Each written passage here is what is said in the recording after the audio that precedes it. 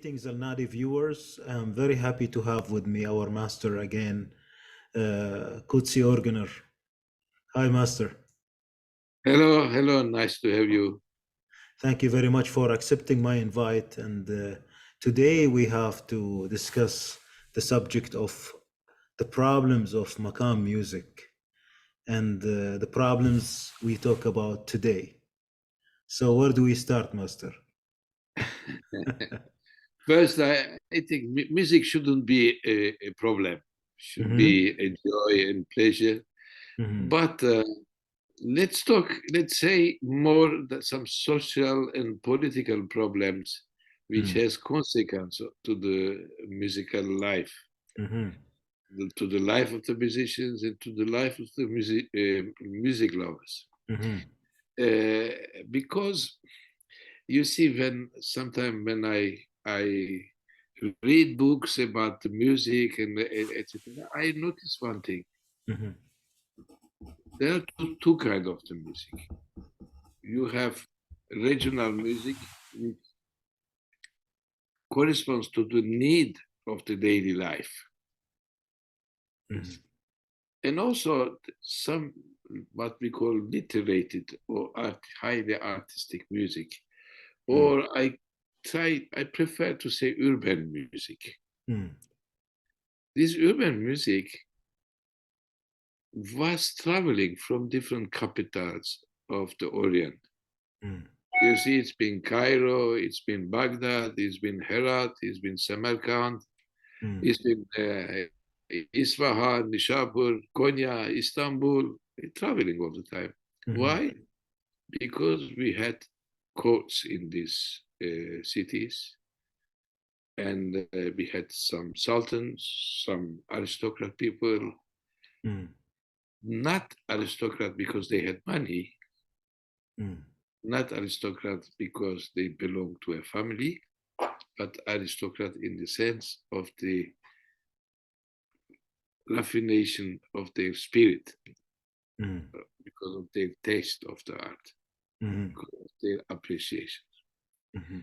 You see, we have a proverb, an aphorism, let's say, the word talking is as high as the listener. Mhm. The music also developed with the high sensibility of the listeners. Mhm. So in this court, it was the prestige of every sultan to have surround them important artists, because if you look to the story, we forget even the name of the sultan, but the name of the artist remains. Mhm. And then we say, he was in the court of that sultan. Mhm. And so that was the reality, and that's why that all these courts, all these sultans, they were surrounded by precious people. Mhm.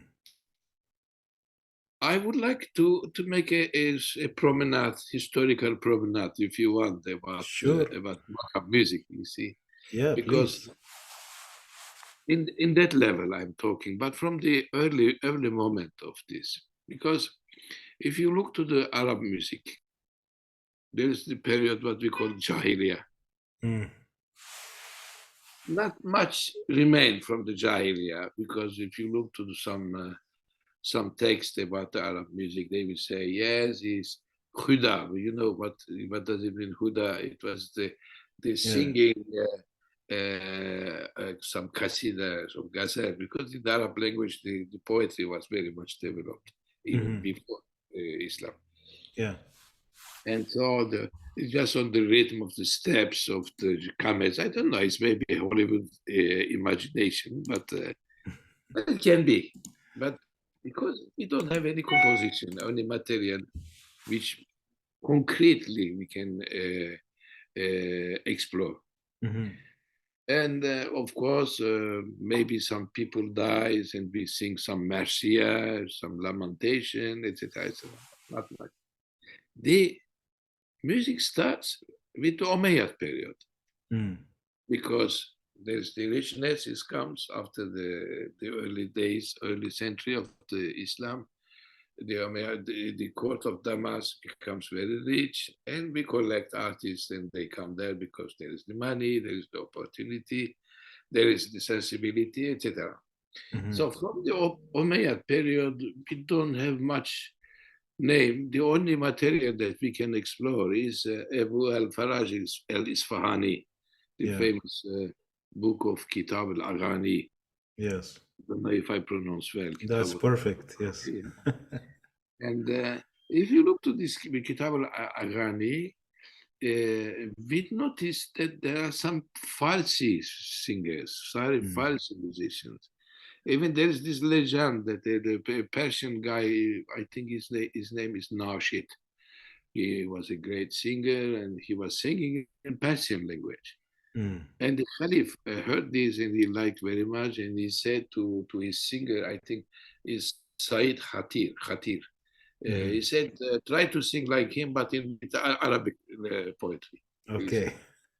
So this Umayyad period today, how we can imagine, maybe some Andalusian music can help us to imagine what it was, how it was around, or Mhm. some washahat that we can listen from Syria, maybe. But there is a continuity of this art, maybe transformed, but it can be also an example that from which we can really imagine how it was. Mhm. And then there's the Abbasid period. I think the real moment of the Arabic music starts, Arabic Makam music, I'm talking about, of course, with the Abbasid period, because there is this new, what we call the Ajams, Mhm. the new non-Arab population starting to become Muslim, the Sassanid and the conquest of Persia. And you have many musicians coming from Persia to the court of Baghdad. Mhm. And it's a very rich period because you have translations of Bab al-Hikmah, I think, no, the house of translations of the from the Greece and Yeah. Baghdad, Mhm. and so all these books about the music from the Hellenic period of Greece, etc. And so there is something really very rich in Baghdad in that period, and Mhm. you have names like Ibrahim Mausili and Mm. his son Isaac, I think. No? Yeah, Yeah. Isaac, Isaac Mausili, and uh,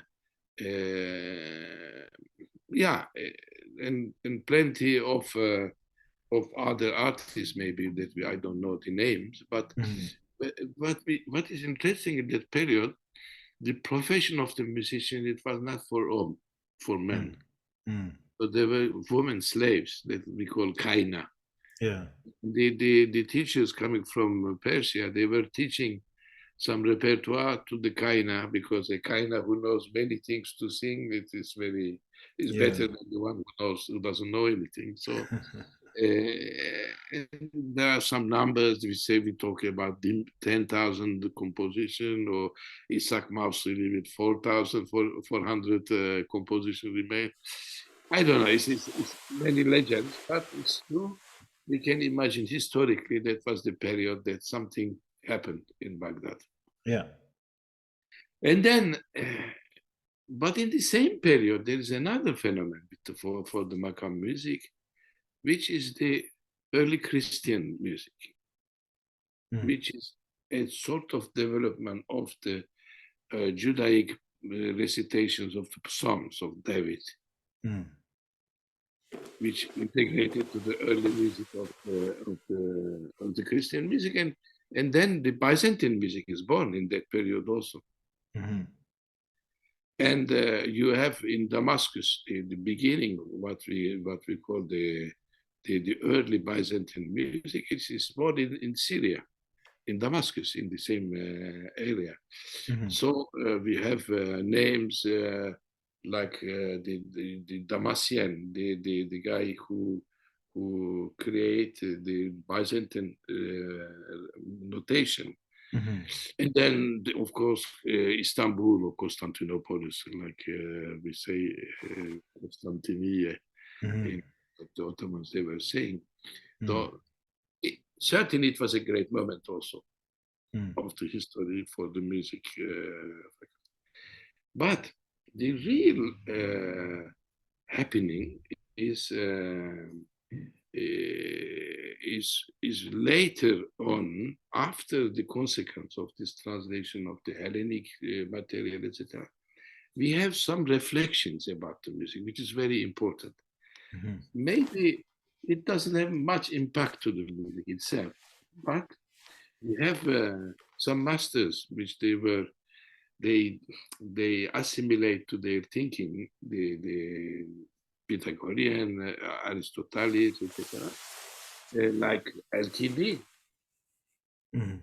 who talked, he was a medicine, but also talked about the music, but specifically Al Farabi. Mhm. And he's dead in 1950, I think, or something else. Mhm. And then Avicenne, what we call Avicenne, is Ibn Sina, Yeah. and it's lots of material that lots of manuscripts they arrive from that period. Of course, today we cannot read all of them, but at least we know it exists. Mhm. I don't know if you can get, for example, the Kitab al-Kabir al-Muski, the Yeah. Al-Farabi, which is in Arabic. Yes. But as I cannot read in Arabic, I did have a look Mhm. with the translation into French. Mhm. Because it's published in French. It doesn't exist in English, I think. So Mhm. anyhow, and this period is very important. And also, you have Safiuddin in that period who wrote Kitab al-Adwar, or Yeah. Adwar, and then what is very interesting, till that time, we are not talking about the Makam. The word Makam doesn't exist. We are talking about Adwar, Dev, Right. Right. cycles. Mhm. Mhm. Because we were explaining the Makam with the cycles and just making a daira with, Yes. with the intervals, etc., etc. So why I say to all this is so important to me, because today we think that it is an oral tradition. Yeah, you just learn some songs and the tradition is continuing. No, music, the Makam music, which is our heritage today, is a science. Mhm. It's not just like popular songs of a village. Mhm. They are great compositions. I mean, written material and reflections about the music, and also more large is not in just in one city, Mhm. turning around from one city to the other. I mean, when Meragi was composing in Samarkand and in Istanbul, they were hearing it and they were trying to invite him to Istanbul. Mhm. You see, so there was a big communication between. That's why I also worked a lot now after this Arabic period and the Ajam people, which they become Muslim with the Sassanid period, etc. Meeting with the Persian material. Mhm. Something very interesting is born, which is the onset of the Ottoman music, Mhm. which is the Khorasan, music of Khorasan Okay. from 15th century, because the dynasty of Tamerlane, Mhm. he had this also, but as he was a strong man, instead of inviting people, we were just getting them and bringing them to Samarkand, oblige them, you see, Yeah. because he understood this phenomenon that he will be a great sultan if he has many artists in his court. Mhm. So one of these artists was Abdul Qadir Meragi. Mhm. Meragi, for me, he is the master initiator of the court music of all the Persia and Arab world and Ottoman Mhm. and Seljuk period. Mhm. Why? Because then he wrote many books also. I mean, Maqasid al-Elhan, Kenz al-Elhan, Jami al-Elhan, etc. Mhm. And also he composed. For Mhm. example, legend says that in one Ramadan, he composed every day one composition. Mhm. So 30 composition in 1 month during this one Ramadan. And also, for example, there is one composition, one form that we continued in the Ottoman period. We call it Kar and Atık, Mhm. to teach the Makams. Yeah. And in that period, it was called Nöbeti Müretteb. Ah. Nöbeti Yeah. Müretteb. I mean, Mhm. and he composed in one day one Nöbeti Müretteb. Mhm. Everybody was saying that it's impossible to do it in 1 year. He was so genius anyhow. Yeah. So he composed, and he was the inventor of many forms of the classical Ottoman music. Uh, Mhm. so all this is not a problem. The Mhm. problem that we forgot the existence of this problem, of this material. Mhm. It's a treasure which is forgotten. So now, what happened in this period of the Khorasan is very interesting, because even though when I was child, when there was a majlis Mhm. of the music in the Zavia, etc., and they were saying, "Oh, it was fantastic." We could say like in Baykara's court. Mhm. Who is Baykara? Mhm. He is the grandson of Timurlenk, Mhm. Shahru, and the son of Shahru. Mhm. Uh, and he was a great artist, but Mhm. not only himself. Mhm. He was surrounded with great people. I mean, for example, there was Molla Jami, Mhm. who wrote Nefahat al-Uns fi Hazarat al-Quds. Mhm. He is the composer of the first music of ceremony in Makam Penchka for the Mevlevi dervishes, Mhm. just to say. Mhm. Yeah. Ali Shir Nevai, great poet and great composer, great musician. And Gulam Shadi Mhm. was a great composer also to the court of them. And I don't know, Ali Shir Nevai, Baba Jami, Gulam Shadi, I saw there's Baykara himself, he was a composer. Mhm. He even composed one poem from Hacı Bayram Veli, who was living in Ankara in Mhm. the same century. Yeah. So just to see it so large, this Mhm. horizon, if you want, the borders of the culture are very large in Mhm. the sense. And then we come to the Selçukid period and maybe to the Ottoman period, Mhm. you see. And of course, if we come to the Ottoman period, the first composition that we have from a sultan, for example, is the Bayezid II, the Mhm. son of Mehmed II, who conquered Istanbul. Uh, and we have a Neva Peshrev from him, and many other sultans. And his son, Korkut, Shehzade Korkut, he escaped to Egypt from his uncle who could kill him. Mhm. Anyhow, so you see, then in Ottoman period also I could share this in two. Mhm. We have the period of the Selim III, Mhm. who is being Sultan exactly in the same date of the French Revolution. Mhm. So Europe pretending to be illuminated, Mhm. and we thought that we are very dark. Mhm. And we need to have some light from Western period. So Mhm. he arrived in that period.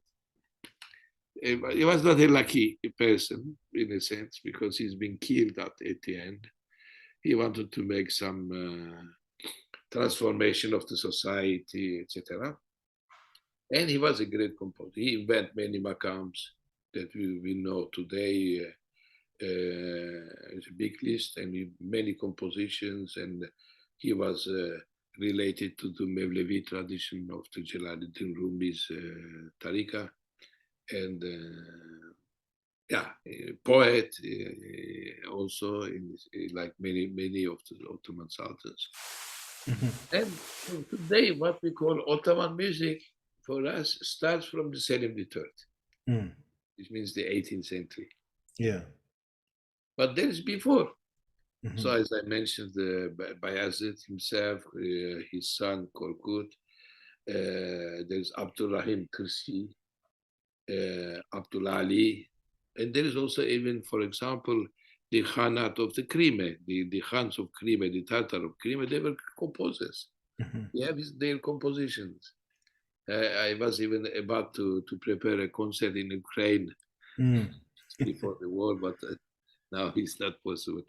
So Hafiz Post also is a great composer, Ali Shirugani, and we have Utri, Uhurizade Utri.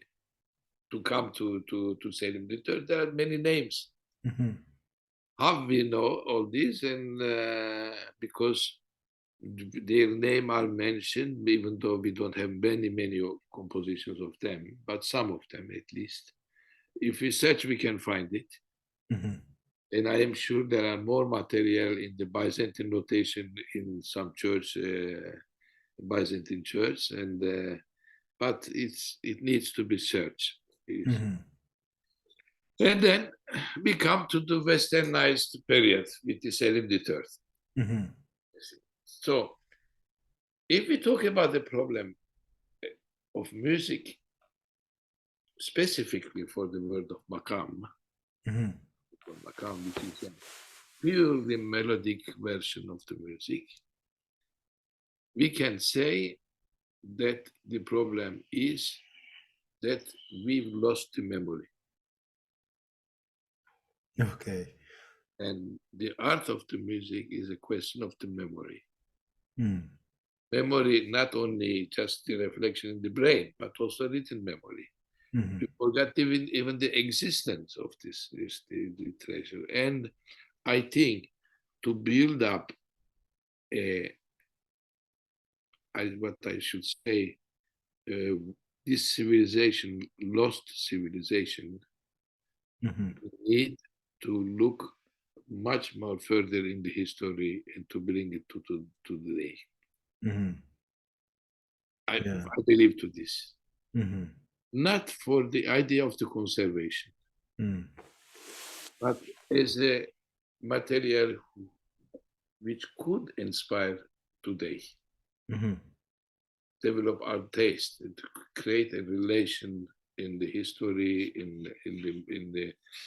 the aesthetic of the music, and to discover the repertoire, and yes, to build up also an identity which is necessary for us, because we are what I call in a very schizophrenic situation today, culturally. Yeah. I mean, we say we are Muslim, but we don't know what is Islam. We say we are very proud to be Turkish or Arabic or Persian, but we don't know what does it mean for us. Belonging is not something very exterior. Belonging is something very interior. So if you don't have, that's why I'm also against the conservation idea. You conserve something which is not in you. When it is in you, nobody can disturb it. It will remain alive. It doesn't need to be conserved. But in this period of the schizophrenia, we need to conserve because it's not anymore in us.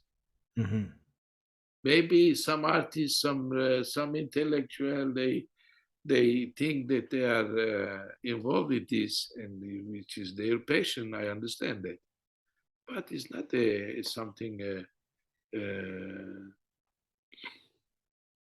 as I should say, who has the context to be developed. Mm-hmm. And I don't know what else we can. Yeah, of course, we can speak about this Western nation period. Mm-hmm. Before I write, I start to talk about the very technical problems. Yes, yes. Really, yeah. Very, very important to me. Mm-hmm. So Westernization period is, I mean, concerning the Ottomans. When I say concerning the Ottomans, it concerns also all the Islamic world because it was the empire of everybody, Mm-hmm. not only the Turks. Yeah. It was our empire. Because of many organizational problems, because of the political problem, because of the army, of the changement of the world, whatever it is, the power is lost. There are many military defeats, and we are kicked from Europe, East Europe, and there wars with the Russian, wars with the French, English, etc. So everything is falling down. In that period, the solution was to imitate the ones who beat you. Mm-hmm. They said, if their army is very, very strong, we have to do like them. So the modernization started during the reign of Selim III in 18th century, what we call the Nizam Jadid, to transform the army, Yeah. to make a new army. We like the French army, like the Napoleon soldiers. I mean, even the costumes and everything was changed. So the Westernization starts with the army. And in the music also the Westernization starts with the army because we needed to have what we call in French the fanfare. Mm. The tubes and trumpets and tubas and everything. And this music, who will make it, this music? We need to have some Western musicians to come to teach us. Mm-hmm. And then the solution, first they invite an Italian guy, Guatelli, but he was not so good, maybe, I don't know, but they changed with Giuseppe Donizetti. Mm.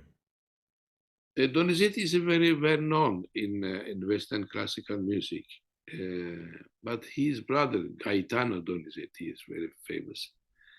Giuseppe Donizetti, he was only good in military music, Mm-hmm. only Napoleon's army. So he came, he liked to be there, he became Donizetti Pasha. He stayed in Istanbul, he stayed there. And he is the guy who introduced the Western notation and the harmonization, the Western music, his students, etc. So the music became more and more Western. We did appreciate it. The sultans also. Now the problem, we come back to the problem of the court. The Ottoman court started to appreciate only Western music. Mm-hmm. For example, we have Abdul Majid. He did invite Franz Liszt. Mm-hmm. He appreciated more Franz Liszt than Ismail Dede, who is the greatest musician of the Ottoman music. Yeah. Abdul Hamid, when he listened tambur of Tamburi Jamil Bey, he was so bored. Mm. And he asked to his men to stop him to play because it makes me upset. So Tamburi Jamil Bey was playing, and the man of the court, he arrived, he said, please stop. You make upset our sultan. Wow. So that's why I think that symbolically, the end of the Ottoman music is the death of Ismail Dede. Mm-hmm. Because Ismail Dede, if you look to his life, I would like to to mention some moments of his biography. Mm-hmm. Ismail Dede, he was around 20 years old when he became a dervish in the Yeni Kapı Mevlevihanesi. In Istanbul, we have 5 big Mevlevi Zavya. Mm-hmm. We call them Asitane. Mm-hmm. But because Asitane, in which the sheikh and the families and dervishes, they live. Mm-hmm. It's not a Zavia, Yes. just meeting place. It's a live place. Mm-hmm. It's like a big institution. And the oldest, one of the oldest one is the Yeni Kapı Mevlevihanesi.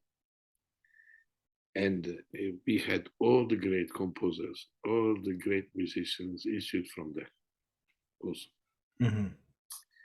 So Ismail Dede, when he was a kid, in that period in the elementary schools, there were chorals of kid, that we call ilahi, to sing some religious poems, etc. And he's been remarked by a musician who was living in the area, Unjuzade. He said, "Come, I want to teach you some more." Mm. And even child, he was so talented. At the end, he went to Yeni Kapı Mevlevihanesi to the dervishes, because it was also a school of art. Mm. And he started to learn music there. But because the sheikh of this tekke is Ali Nutki Dede, he was also a great composer. He discovered also this young boy with so much talent. He gave him really all he knew. He encouraged him. After a while, that he was just 20 years old, and he said that I want to make Chile. Chile like Erbain, in Arabic. Mm. So Yes. you just retire and you don't do anything else than praying, and we call it Seyr Suluk, initiation. You have all the initiation, etc. Mm-hmm. And just in that period, he composed a poem in Makam Buselik. Mm. Zülfündedir benim bahtı siyahım. You will find the translation, because it's very intriguing language. Mm. There are many symbols. Zülf is the hair. Mm. Baht is my chance. Mm-hmm. Siyah, my dark chance. Yeah. My dark destiny is because of your hair. Ah. That is very symbolic. Yeah. Anyhow, so I don't want to go into the commentary of the poems. Mm-hmm. So just to tell you, that whole city was so following the music. Mm. In few days, this song became very famous in Istanbul. Mm-hmm. And they were saying, who composed this? We know that it's a young dervish who is making Erbain in Chile. The Sultan, the Selim III, who heard this song, said, who composed this? And he sent immediately somebody to invite him to the palace. Mm-hmm. So that starts the big name of Ismail. Mm. So much important that we call today this music, the Ottoman music of the Dede family. Mm. Is synonym with his name. Yeah. Anyhow, he was involved in the palace, and the sultans, Selim III really loved him. His successor, Mahmud II, same. He was so passionate with him. But he was still living in the tekke. Mm. He didn't give up to be a dervish. Mm. And he composed many things, and many ayins too. The ayin, what we call ayin, the music who accompanies the real ceremony of the wedding dervishes. Not like today, they just play a song and somebody turns, they say this is the dervish music. Yeah. It's one of the problems. Yes. Tourism. Yeah, and yeah, I mean, he composed many things, and he teached many people, and why the music became alive with him. I mean, for example, the big names of the Ottoman music: Mustafa Zade, Delal Zade, Shakira, and Zekai Dede, Hacı Arif Bey, Mm. and Hamparsum Limonjian. They were all students of him. Mm. So he regenerated the music. And Nikosa, many Greek people also, they were also his students. So after the Mahmud II, the westernization went too far. So we come Mm. to the time after Mejid Effendi, which Mm. is then is complete. Mm. And Dede, he said to his two students, Mustafa Zade and Delal Zade, our game is finished. Oh. Let's go to Mecca. Mm. And they went to Hajj. And Ismail Dede is dead in the Mecca. Mm. He was buried just next to the tomb of Hatice, Mm. Hazrat Hatice, and we don't know where it is today, but we know Mm. that he was buried in Mecca. Mhm. This is a very symbolic moment for me. Mm. The Ottoman music started in Herat, Mhm. took a new shape with Selim III in 18th century, and finished with Ismail Dede, which is dead in 1846, I think. Mhm. Yeah, in 1846. And that's the end of the Ottoman music. So you would say, what happened afterward? Yes. Now, afterward, what happened? The court is not anymore interested. But sensitive people in the city, they still appreciate this music. Mhm. And then it comes what we call the period of the Majlis. Mm. Majlis not in the court, but in different people's house, and because it was, I mean, the great moment still was continuing. Mm. And then you arrive to a period. You said the doctors, they say when somebody dies, if you open the tomb, you see that his hairs are growing. Mm. Even the body is there, Yeah. the nails and the hairs are growing up. So we have this period today. The body is dead, but the hairs and nails are growing up. So Mm. maybe I'm too hard to say this. Mhm. But you see, the music is not something individual. It's not because I like some sort of music and I do it. If I do it at home, nobody can hear it. Mhm. I need to share it. Yes. So that's why we come to the problematic of the changement of the context. Mhm. Today, in our world, the music is just an animation of the marriage. Mm. You understand what I mean? Yeah. So it's a changement of the context. I saw, for example, this when I was in Pakistan. Mhm. In Pakistan, I accompanied Nusrat Fethi Aliyan for 15 days. I stayed very near to his house. Every night we were going to make a party, as they say, a party. Mm. So for early days, it was in a village, it was in a majlis, sometimes even in the house of some rich people, which they were just drinking whiskey and saying Allah, Ali, Ya Ali, etc. Mhm. And one day Nusret said, I am very proud. I am going to make a concert in Lahore, the newly concert hall, which is Alhambra Concerto. Mm. So I went there. I recorded this concert also with my tapes, Mm-hmm. original tapes, and not just with the telephone. I mean, just recorded with Yeah. no telephone in that period. So what was very interesting, in this majlis, the Pakistani people, when they listen to music, they ecstasy, they so joy. I mean, they are emoted. Mm. Yeah.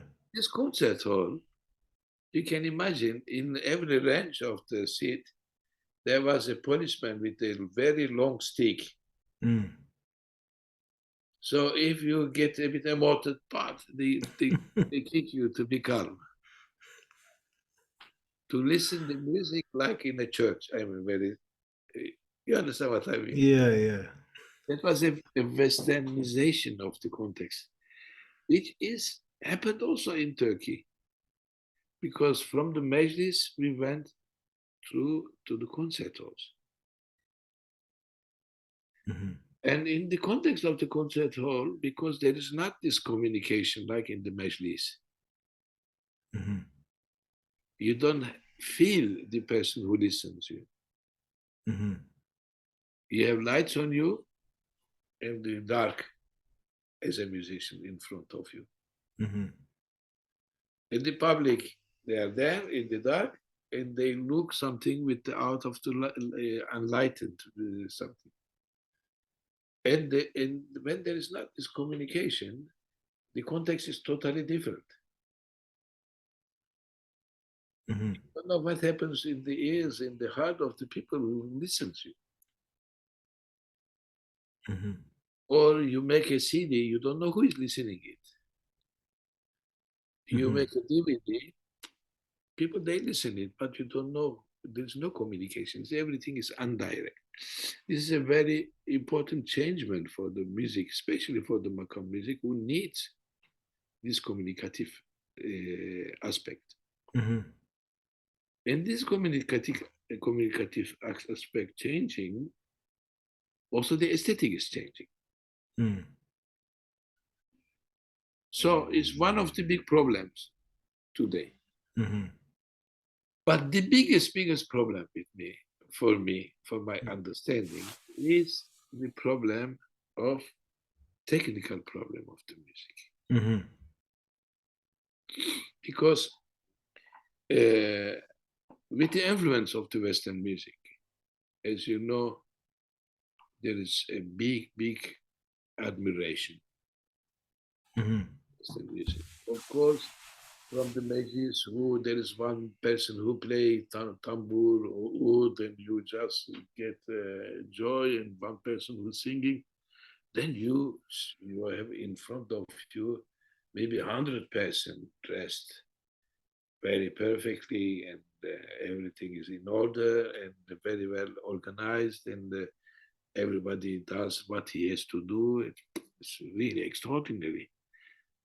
And the music is so widely sound. I mean, many octaves and piccolo and contrabass, and so fantastic. And we were enlightened by this music of the Enlightenment of the 18th century from West. And then we wanted to transform our music in this shape.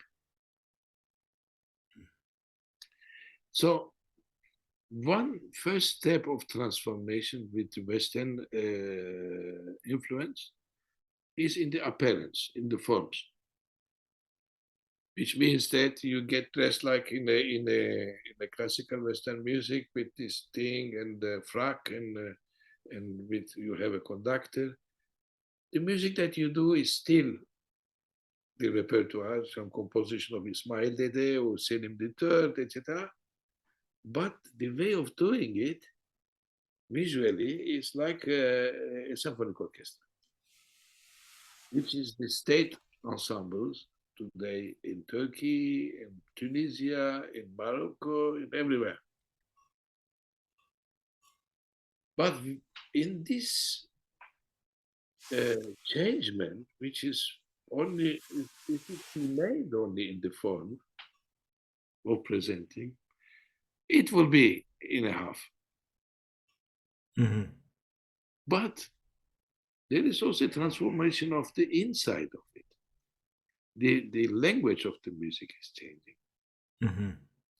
So what I mean by this, because as we know from antique Egypt, from Hellenic period, like Pythagoras and even before him, all Mediterranean, the music was melodic with the natural intervals. Natural intervals that I say, which they have some natural relation of resonance, which is physically and mathematically proved by Pythagoras. It developed even in 15th century by this priest of Venice. I don't remember his name. It's too much name to keep in the mind. And we know that today, I mean, if you look to any dictionary of music on the article of intervals, you will have this. You will have all these mathematical relations, which means that one tone is 9 divided to 8. A third is divided on 10 divided to 9. One small major interval is 5 divided 4, etc., etc., etc.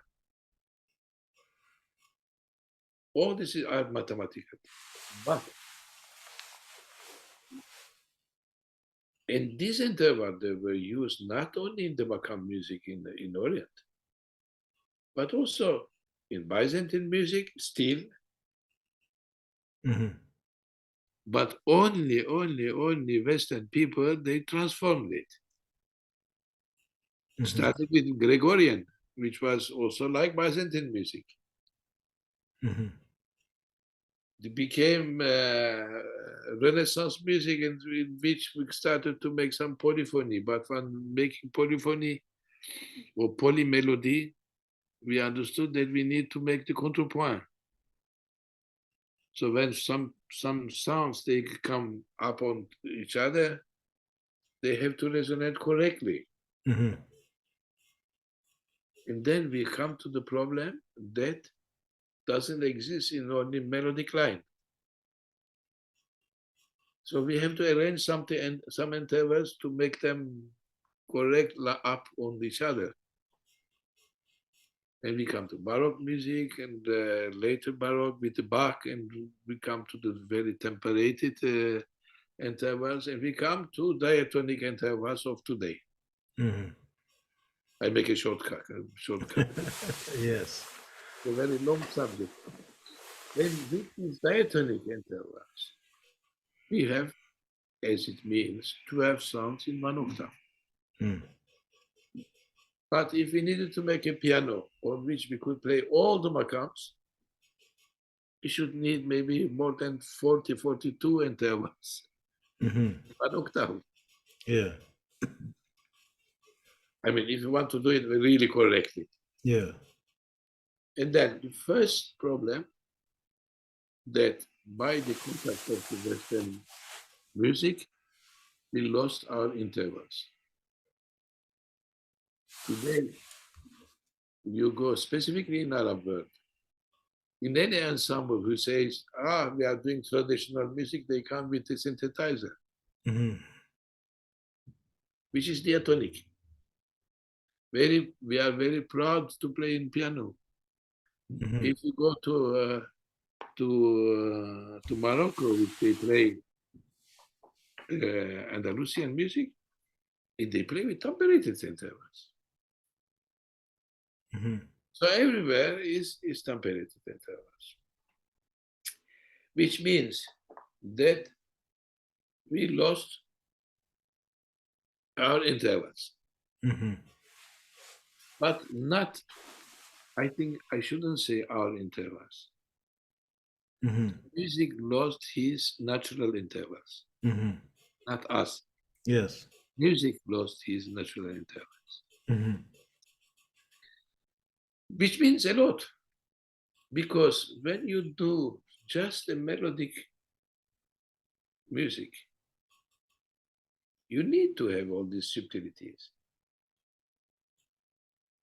If you Mm-hmm. play a Hijaz with the piano just melodically, it becomes a movie of Hollywood where the desert and the camel is walking on it. You know. So this is first problem, Mm-hmm. and also we lost also the problem of the aesthetic. I should say Yeah. there are two reasons for losing the aesthetic for me. First, concerning the Turkish music, we lost the relation with the singers. Mm-hmm. Why? Because before, if you look to every composer, they were first Quran reciter, Mm-hmm. Hafiz, Yes. and then singers. And most of the time, if you listen, for example, this 78 tour of Gazel, Kaside, etc., but when the instrument makes an accompaniment, Mm-hmm. control chant, we call it control chant, Mm. just to make a jawab Yeah. to the singer, he imitates the singer. Mm. So naturally, the style of the instrument is related to the singing, Yeah. and the singer's style is related to the language. Mm-hmm. And the language is related to the poetry. Mm-hmm. Poetry of this Makam music is related to Vesne Aruz, Yes. because you need to this contrast between vowels and consonant and the different type of vowels, A, E, O, U, etc. Yes. For example, today we say mutluluğumuzu kutluyoruz. Is u, u, u, u, u, u, u, Mm. which means that we are very happy. Mutluluğumuzu kutluyoruz. My name, Kudsi, Mm. U, E, because it's Arabic. Yes. Mm-hmm. A, Fez, Mm. A, E. It's Yeah. a contrast. We need this contrast for the aruz. Yeah. When you take off, the music doesn't have music. The poetry doesn't have the music. Yeah. Then the language doesn't have the music. Mm-hmm. See? So this test aesthetically, for me, is one of the sources of the problem, Mm-hmm. specifically for the Turkish people, because we changed the language. There's modern Turkish, it doesn't have the same relation with the poetry of the divan, what we call divan, of the old poetry, Ottoman poetry, with the aruz, Vezne aruz, like Farsi people, like Arabic people, etc. Mm-hmm. So this is one of the problems. So the intervals, language, language with instrument, and language with the poet. Yeah. See, Yeah. I don't know. I mean, those all these problems is also related to the politic life. Mm-hmm. Well, I don't say everything is political. It's not Yeah. siyasa. Yes. But of course, we couldn't resist to be influenced today with the word,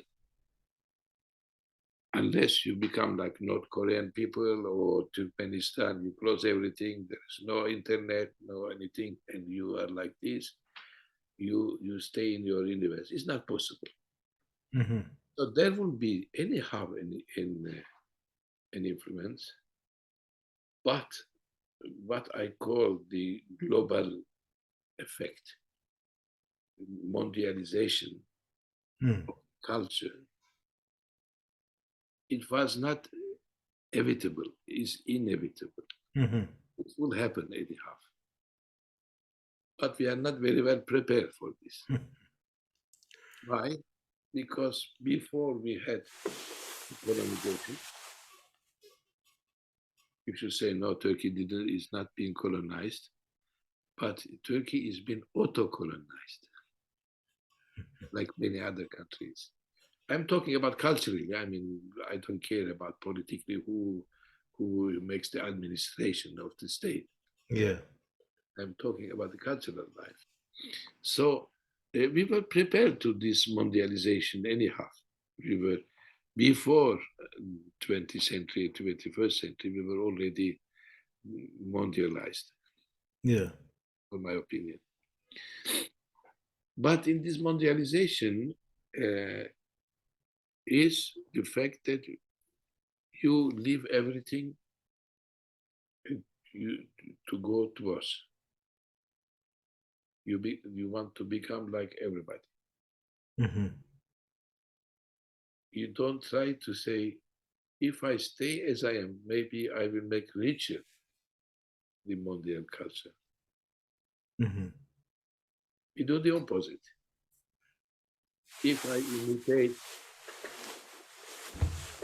the life, the way of living, the way of thinking, the way of the movies that I could see, the text that I write or the movie that I produce, it should be like the one which is in everywhere. Mm-hmm. So it's not so good because it's not so good for the mondial culture. Yeah. If everybody is same, it's unification. Even religiously, we are unified today. Mm-hmm. We are Muslim, but in our way of thinking, we think like a Catholic priest. Mm-hmm. Even our imams, they are same in Turkey. I don't know how it is. I call them Catholic. Yeah. It's the same for the music also. Because music is the reflect, is the mirror of the society. Mm-hmm. But if society is already completely transformed, the music also is transformed. But us, artists, intellectuals, and musicians, we have to resist against this. Then we come to another problematic. Mm-hmm. When you are resisting to this, you fell in the arms of the chauvinism. It's Mm-hmm. not my problem to be chauvinist. I am Turkish, but I don't know if I have to be proud of being of Turkish or not. I don't care about this. Turkey has been living in this period, the period of the chauvinism. To make you laugh, I have 3 books in my libraries written in 1940s to Uh-huh. prove that Muhammad sallallahu alaihi wasallam he was originally Turkish.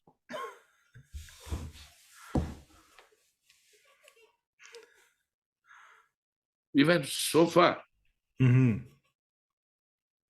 and all the musicians, all the artists, they are all Turkish. Mm-hmm. Don't care if Farabi was Turkish or not. Maybe it's true. Maybe he's from Khorasan. But for me, what is interesting, what he has done Mm-hmm. is not his race. You see, Yeah. and so we have to avoid to fall in this. Mm-hmm. Sometimes they say, "Oh, master, we are very happy with you because you are serving the Turkish music." Mm-hmm. For me, doesn't mean anything. I try to live and present what I love as music, what I Mm-hmm. believe as music. Could be Arabic. I even played John Cage. Recently, we made some concert with Andalusian Moroccan music. Why not? Unless I can remain as I am. Yeah. So then there is this political problem Mm-hmm. that music has to resolve. Mm-hmm. Have to be as you are without losing your identity and without falling into the chauvinism? Mm-hmm. That's a big question, not only for music. It's a very human problem. So Mm-hmm. maybe I hope that is only policeman, not ambulance. Yeah. Yeah, with the problem of the immigration today, Yeah. we have the same, like in the music, exactly the same problem. Mm-hmm. People they come here, they change even their name. Mm-hmm. They are pretending to that they give up everything. I mean, what we call the assimilation. Mm-hmm. Maybe it's a choice, Mm-hmm. but it shouldn't be for the music. At least for the music, it should at least Yeah. because it doesn't have to do assimilated, and it doesn't have either to do one who assimilates you. Mm-hmm. Yeah. Yeah, Master, I think we hit into many of the problems as you see them, actually, from your experience, from the encounters, from history.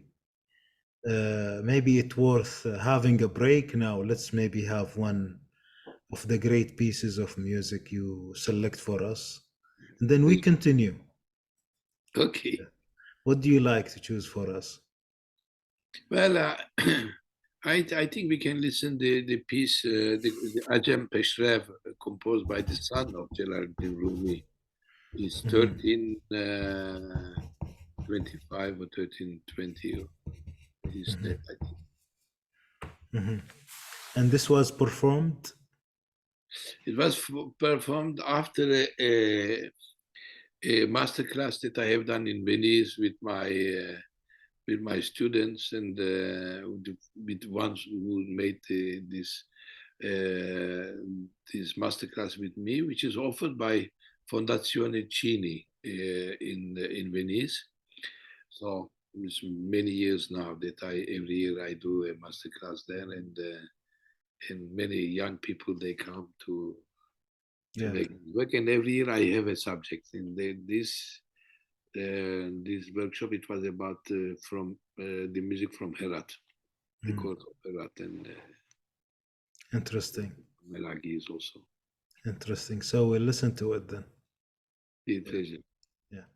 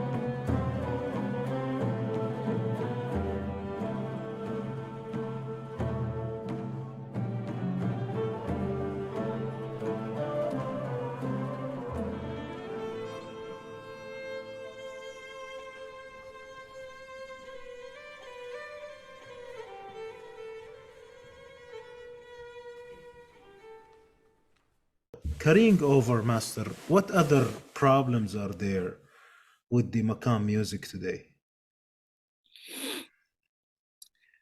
Well, first, for me, the music is the nectar of a civilization. Hmm. See? So the big problem is how to make a nectar out of fruit which doesn't exist. You understand what I mean? Yeah, yeah. So now the music is there. We have repertoire, some written material. We have artists, but the civilization is not anymore there. Hmm. The Western people, they found the solution for this. Hmm. Of course, we are not living now like in 18th century of Europe or 17th century of Europe. We are not in Versailles or in in Royal Court in London or somewhere else in Europe. We are not in Vienna. But the music was played in these cities in the history of the Europe is a prestige Hmm. for the Western civilization. Even though you see when you look to France, when there was the French Revolution, the population, the revolution, they destroyed everything. Even they destroyed cathedrals, they destroyed church. They were enemy of all this aristocratic material. But today they are very proud. Hmm. Not only proud, and they expand this to all over the world. I mean, you see when you go to Japan, there is also a symphonic orchestra in Turkey. It's very well. I mean, I'm sure that in Arab world also in many countries they have also state-held symphonic orchestras. Yes. We pay scholarship to the young people to learn to come to Paris and to Vienna, to London to learn and study this music in the conservatories. But in our case, even though many young people they are interested, I know because as you have seen in this master class, that many young people from all over Mediterranean, from Cyprus and from France and Turkey, everywhere, the people they come to learn this music, even though it's not so big crowd, even though there is no any encouragement. Hmm. So I think to go over this problem, as I said, to have to make a nectar out of fruit which doesn't exist anymore, Hmm. without making a conserve. Hmm.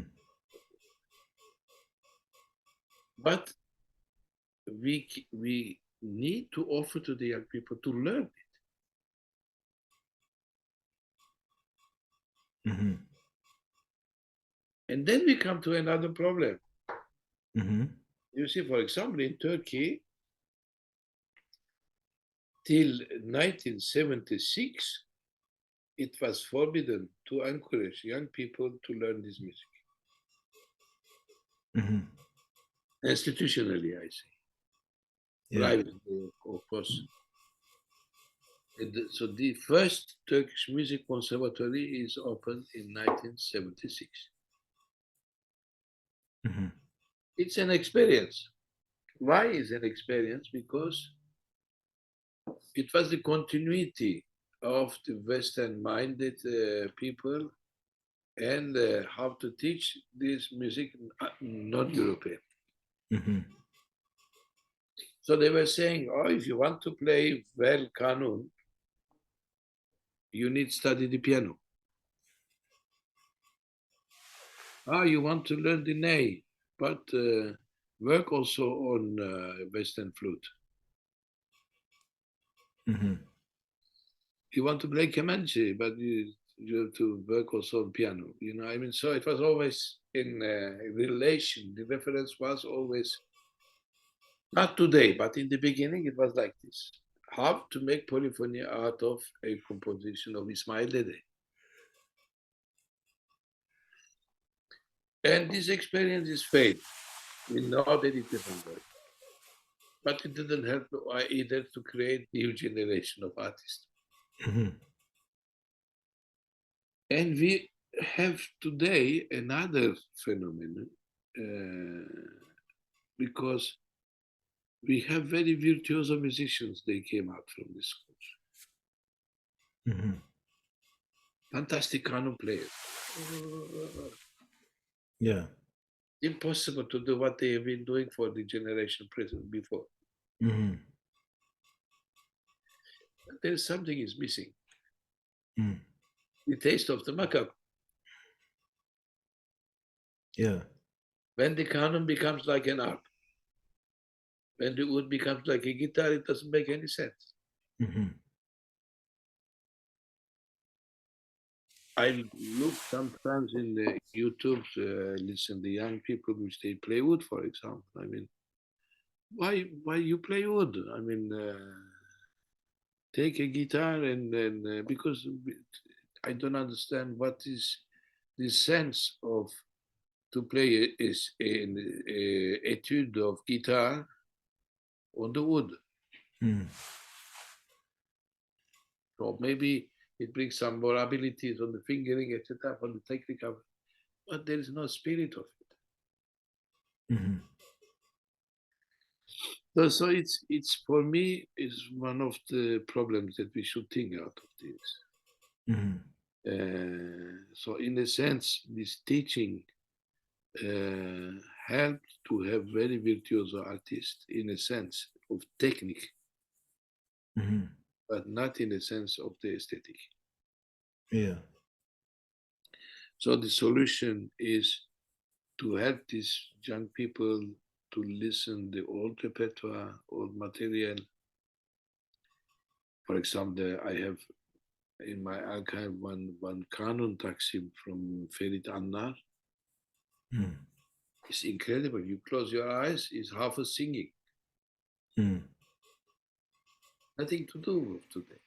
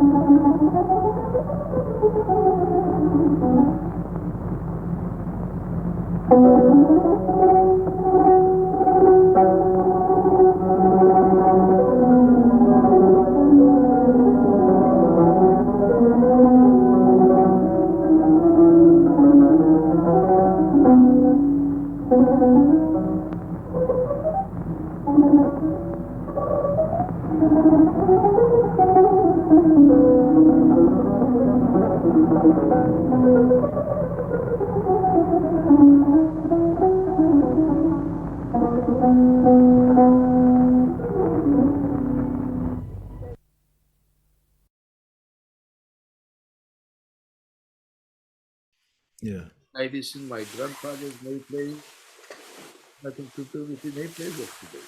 Mm-hmm. Because its aesthetic is changing. We have another idea of virtuosity, etc. Mm. This is one of the problems. And the other thing, which is specific for Turkey, I don't know if I cannot say for the other countries. As I said in the beginning, we have urban culture and rural culture. One of the phenomena of today, the rural people, they come to establish in the city. Mm-hmm. There is a big immigration, Yeah. country people to the city. In the early period, people from rural, when they were coming to Istanbul, they were assimilated to the city. They were becoming urban. Mm. And also in music. Yeah. I give you the example. For example, Necdet Yaşar, the tambour master, who's dead recently. Mm-hmm. When he came to Istanbul, he was a bağlama player from Kilis, Mm. from the east of Turkey. He came to study and he discovered tambour. He became a great tambour player. Mm. So he is one of the artists of the culture, urban culture. You understand what I mean? Alaaddin Yavaşça, the singer, he was Yeah. also from the east. He came to Istanbul to study medicine. He met my grandfather. He met the artists of that period, Mesut Cemil, etc. And then he became Alaaddin Yavaşça. Mm. But today is the opposite. Mm. They come and they want to play the Efendi's music with their understanding. Mm. And it's ridiculous. It becomes something very kitsch. What I call today, what we call in Turkey today, the arabesque, Mm. is I mean, it's as ridiculous that a European person with piano who plays Hijaz, Mm. that you recognize immediately that he is not from from this culture. Mm-hmm. You have the same thing in the opposite.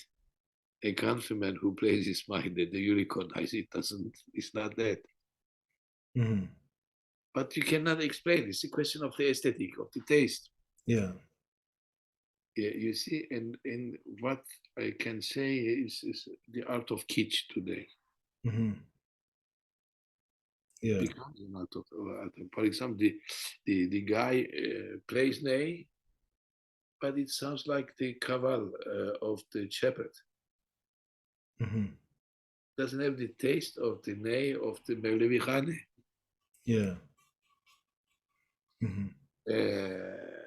Everything is mixed up today, of course, and why not? I am not against. Mm-hmm. To mix up things, you need some elements. Mm. When you have only mixed up material, you don't know, you cannot recognize what is what. Hmm. Yeah. And yeah, this is also one of the consequences of the social changement in our countries, because everybody goes to and so early 19th, 20th century, the intellectuals, they wanted to become Western. Hmm. Today, the country people, they come to the big city, they want to assimilate themselves to the Western, to the music of their country, but from the literated music. But they don't have this level of the literature of this. Yeah. You see? Hmm. I don't blame them. I mean, it's a natural consequence. Hmm. And of course, there's the problem of the language also for them, because Hmm. you don't understand the poetry of what they are singing. Yeah. Hmm. I mean, I mean, like singing in another language that they don't know at all, because the language of the poetry till 20th century of all the songs Mm. uh, is Ottoman language. I call it Ottoman, but Yeah. it's not Turkish. Yeah. When you say today, Zülfündedir benim bahtı siyahım, what does it mean? I mean, there is no two Turkish people, ordinary Turkish people on the street who can understand that. Hmm. Yeah. So, so one of the problems, not the shock with the Western civilization, but also the shock of the country with the big cities. Yeah. Master, I would like to go to an example of a period of the early 20th century, for example. Uh, we know these people, if we take this as a sample where it has a lot of composers, a lot of pastacars, they have seen the previous culture, the Ottoman, Ismail Dada, and so on, but they did their own at that time, with Yeah. whatever context was. What happened to these people? I mean, what went right, what went wrong, in general, without naming anybody? At your will, I mean. Well, you see, it's a question of the ideology, Mm, because if you look to the Ottoman story, mm, culturally, we have one period we call Tanzimat. You understand what the word yeah, Tanzimat?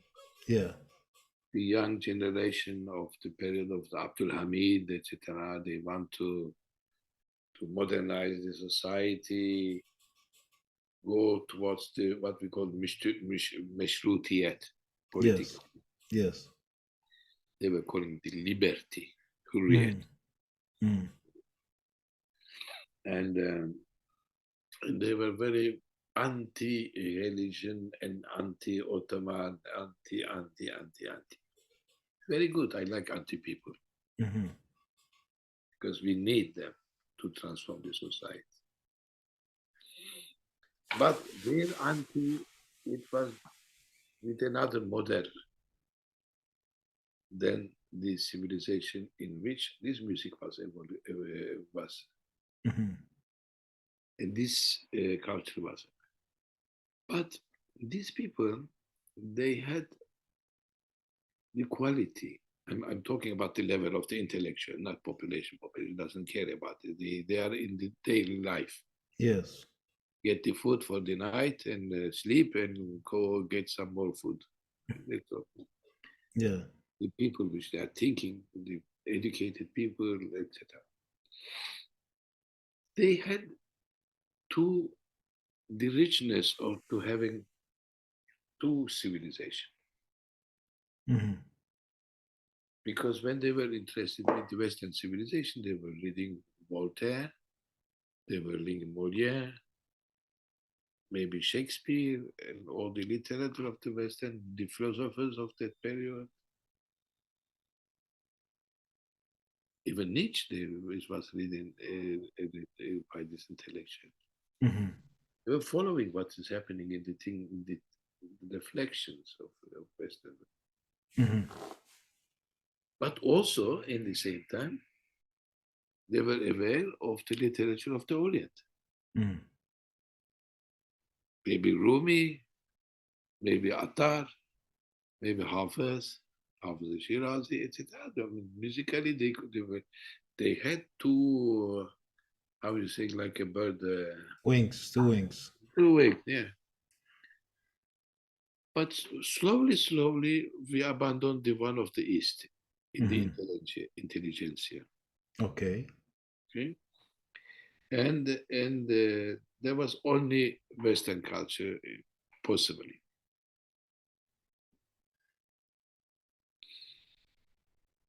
If you have time, I can tell you, for example, an example. You see, All the time. All the time is here.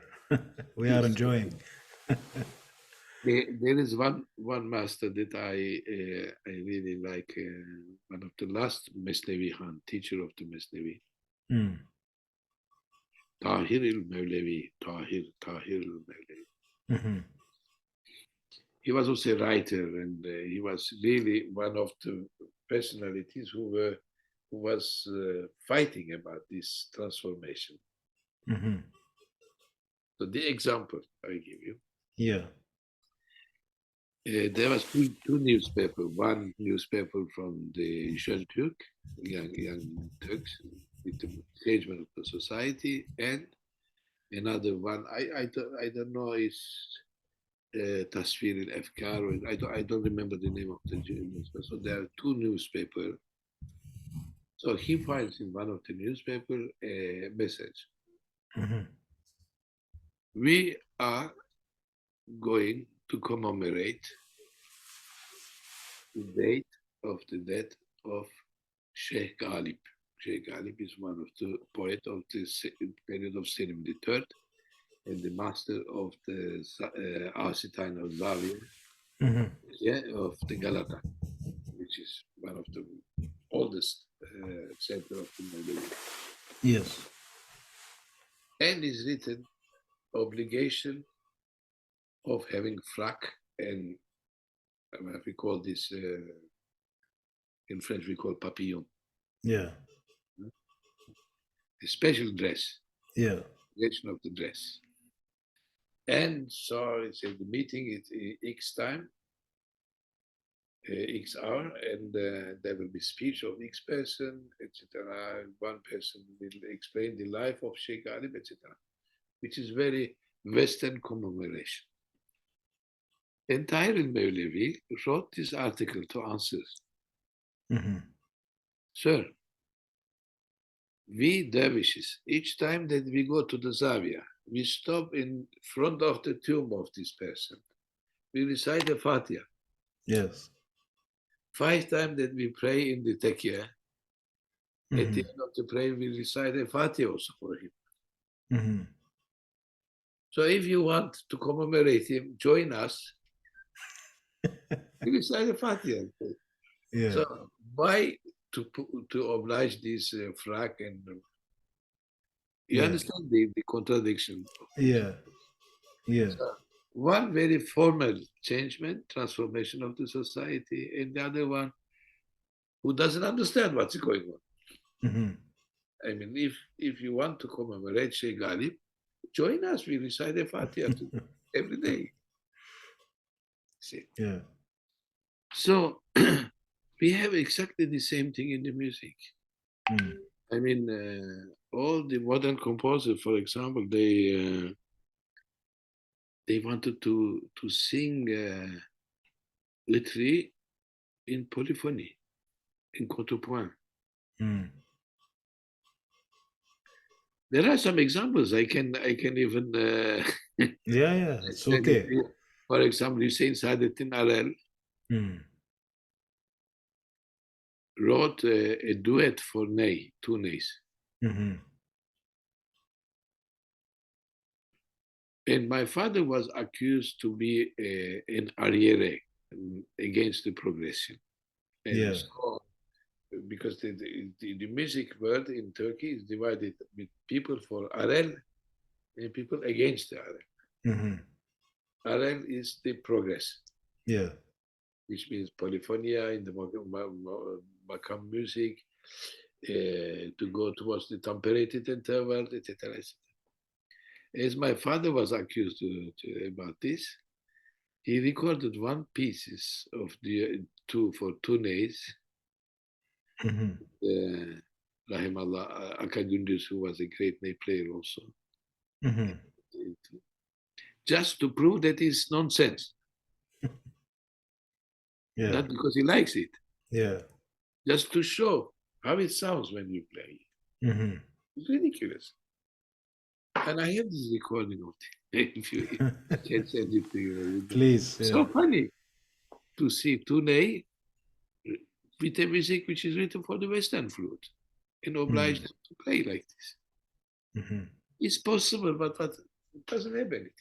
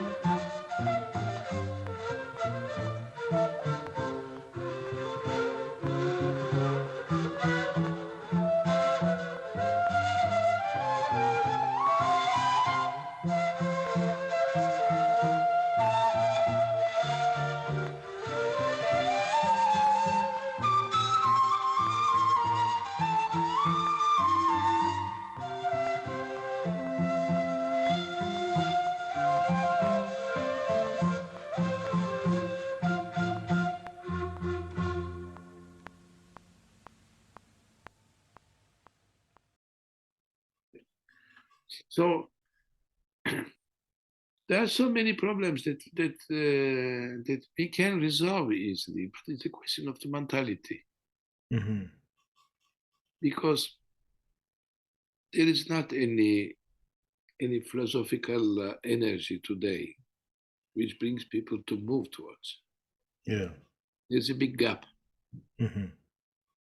In this gap, either you go towards the nationalism, chauvinism, either to go towards the very radical religiosity and you think that everything is haram, Hmm. either you refute all this Mm. and you say, I want to make my life like a Californian person. I don't know. Yeah. So Hmm. I think three of them, it's nonsense, Mm.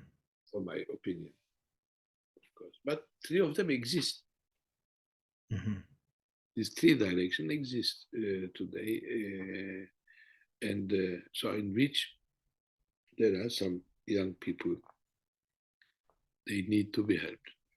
Yes. And that's why I participate to your program very with hope to be able to communicate my thinking for these young people, which they need to have another direction in their life.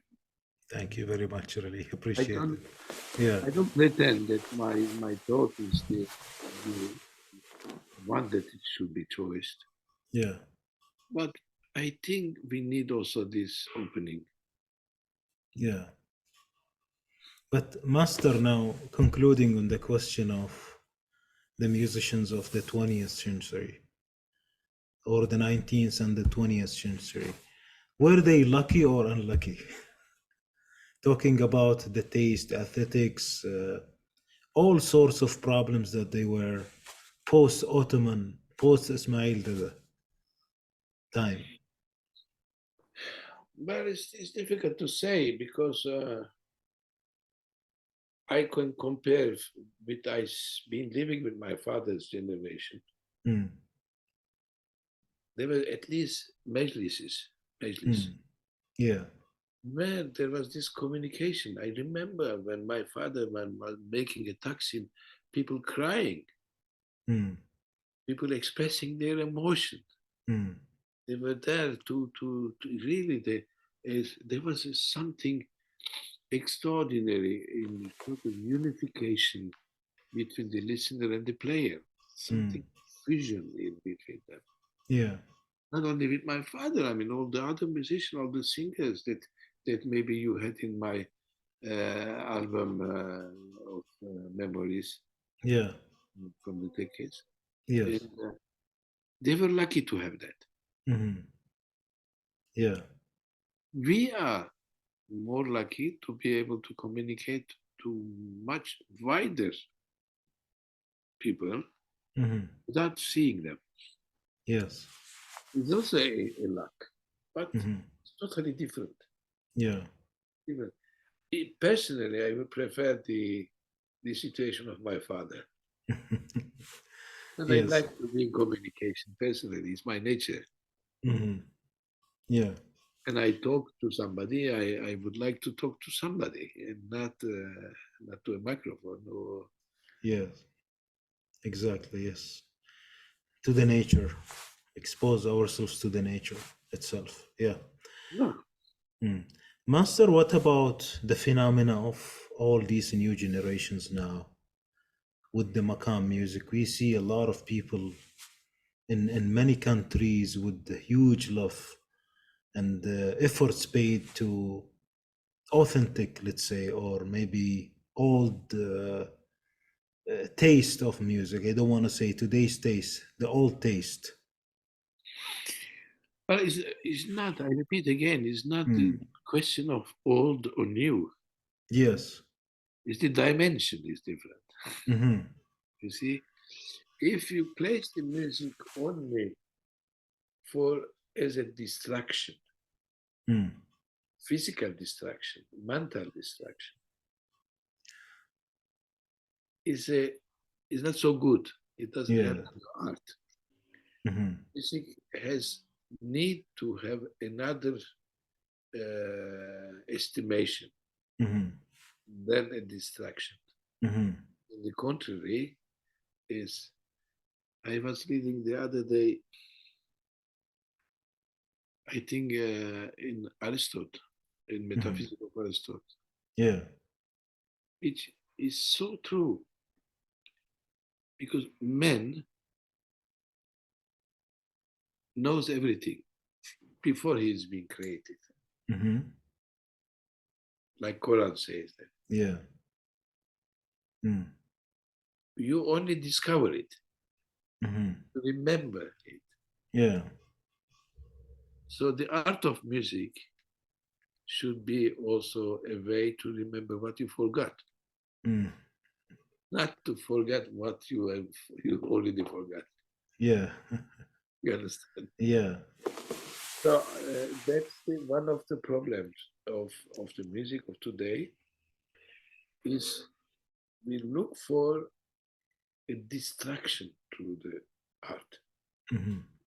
Movies is the same, the poetry is the same, the books are the same. We are just to have a nice moment and forget about this.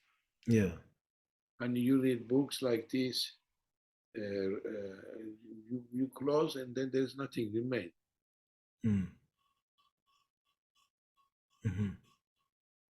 And yeah, and the music also in this sense, it became a harm to the spirit. So we have to choose well the function of the music. Yeah. I think up to a artistic level, music should have another role than we give today. Yeah. But Master, don't you see a new breed of generation which is going in this direction with a great passion to this kind of music that's impactful, that has a meaning? Yeah, Me- Yeah. hopefully. I see with my students, and when I teach in Rotterdam, or when I make master classes, and people which I meet.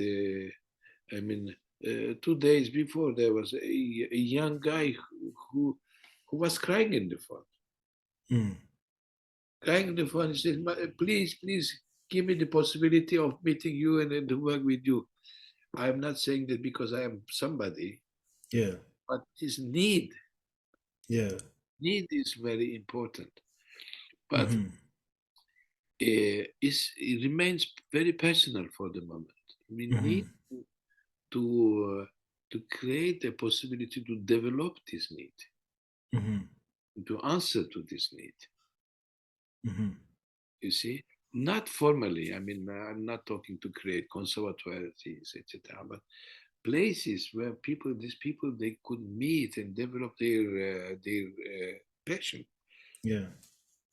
But for example, in Istanbul now, I noticed recently there are many atelier. They call it atelier of music. Uh, Somebody creates a place, rent a place, and people they come, and there are different attitude, of course, in this, but and then it becomes like a sect. It's also a danger, especially with ney, because ney is a very symbolic instrument also. So the ney players from X atelier, they hate the other ones, etc. Oh. So Yeah. also very strange situation. But Yeah. I think there is a good energy, good hope, very passionate people, and as I just said, that I'm really happy because I'm coming to the maturity of my life, and to help to these people is for me is a pleasure if I can do it. Yeah. Master, another piece that you select for us with a context.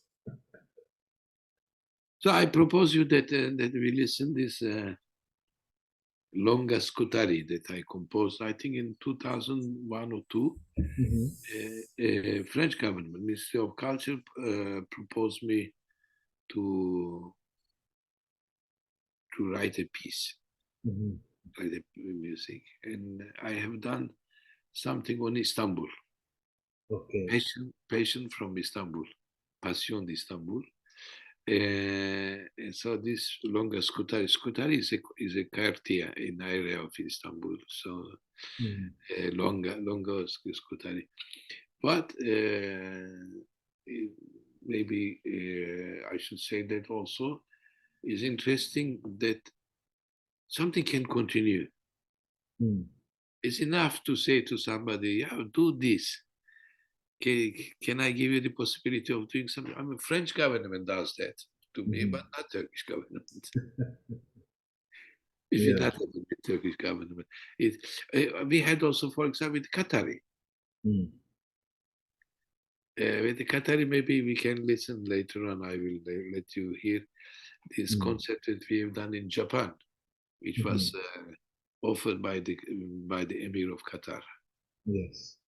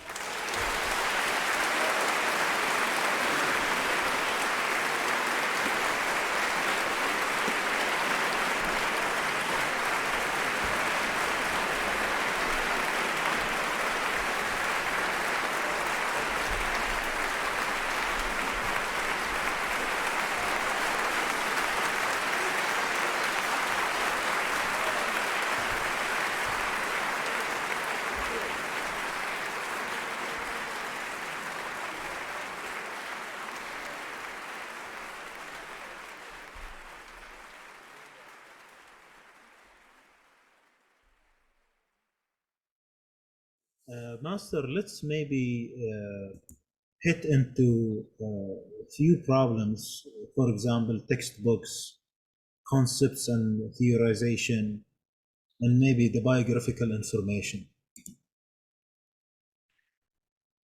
Yes, the theorization,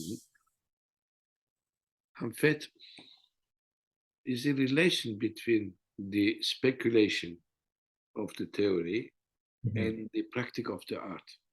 Mm. Uh, is in upside down. Mhm. Should be the theory should be issued from the practice of the music. Mhm. When you do upside down, Mhm. the music obliges himself to the theory, which is the case today in Turkey. Mhm. I give this example always with the language because you see when Ottoman language, even though if you write with Arabic letters, you need to know the language Yeah. because sometimes you can read katib, khatib, ketebe, Yeah. kutub, and you don't know if you don't know the language, it can be confusing. Exactly. When we pass to the Latin alphabet, Mm. new way of writing it came. Mhm. Specifically, uh, the alif which comes after the consonant to prolong the Yeah. for example, Kudsi, Yes. Kudsi, Mm. Kudsi, because the one who belongs to Quds. Yes. Mm. But you say Kudsi, it means the holy.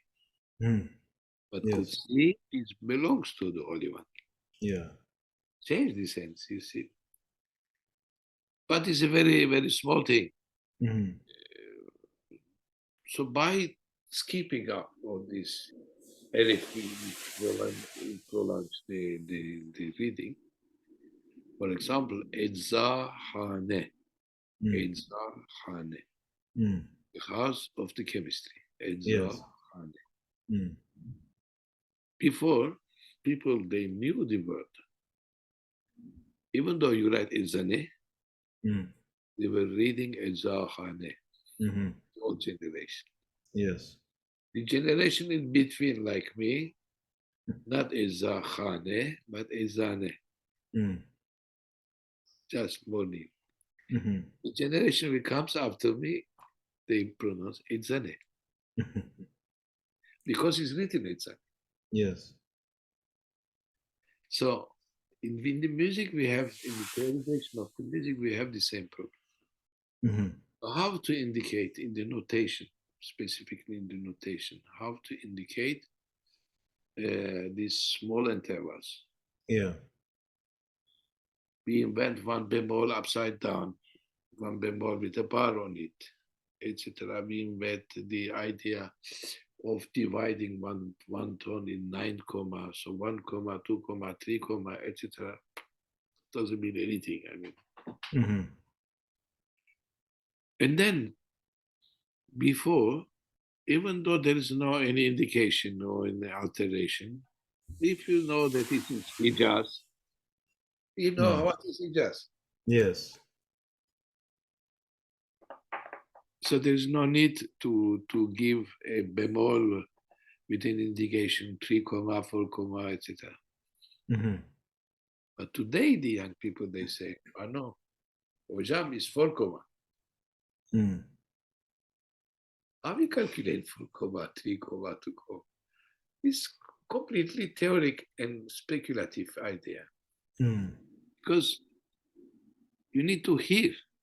Mm. That's why in the old period we used the teaching to call the teaching mashk. You know Mm. what is mashk? Yes. You can explain it, Master. Yeah. In the way, mashk is with the calligraphy, Right. Hat. khat. Yes. When you are in a khatat, if you do a B, the curve Yeah. of the B, Yeah. You have to know how to calculate how much is this distance, Yeah. how profound is that. Yes. So you put the dots, you calculate. Yes. You exercise, exercise to copy the one that the master has done. Yeah. At the end, your hand is so used, you don't need to calculate. Your jest is already correct. Yes. You see? In the music also is same thing. You memorize the interval, the correct Mm. interval. Yes.